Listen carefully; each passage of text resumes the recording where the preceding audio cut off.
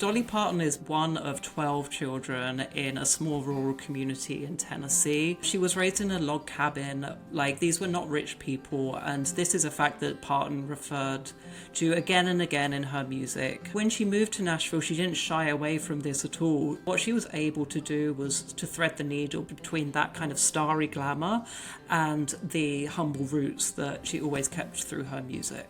I'm like everybody else. I just worked real hard. I've been as poor as anybody could be, so I had everything to gain and nothing to lose. It also made her such a beloved fixture on the talk show circuit, right? As a personality. First thing you do when you get out of bed in the morning? I usually get up, put on my clothes, and go home. She was always ahead of the joke. If people had something to say about her big hair, hyper feminine outfits, she was going to get there first. I would never stoop so low as to be fashionable. That's the easiest thing in the world to do. So I just decided that I would do something that would at least get the attention. What's so amazing about Parton and her glamour is that it actually feeds into her music in such a fascinating way. She used to love to tell this story about how she came up with the beat for 9 to 5 by rubbing her acrylic fingernails together, and you hear the... It was the theme song for the 1980 film 9 to 5, which Parton was in with Lily Tomlin and Fonda. Fonda had actually been really inspired for the film by the 9 to 5 movement, which was a movement of working women from Boston. And Parton got in on the action, and she absolutely wrote an anthem for that movement. It's enough to drive you crazy if you let it.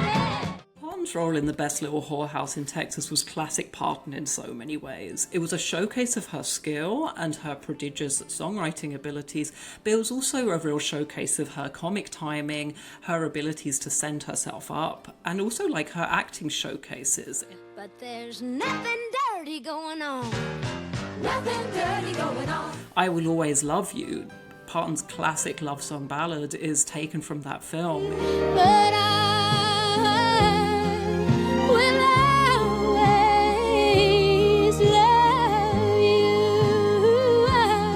The story about I Will Always Love You is that it was written on the same day as Jolene, which is just an absolutely mind-boggling thing that two of the most classic songs of the last century were written by a woman on the same day, an artist on the same day. She's a pioneer in any genre. She's a pioneer for women. She's a pioneer in country. She's a pioneer in so many ways. It's actually wonderful how the new generation embraced Parton as well, whether it was Miley Cyrus, her goddaughter, whether it was Pink, who was on Parton's last album, Rockstar, in 2023, or even the girl of the moment, Sabrina Carpenter, who invited Parton to feature on her record. This is not Parton asking for a favor. This is like the next generation of artists going out to Parton and be like, can we have a little of the magic dust, right?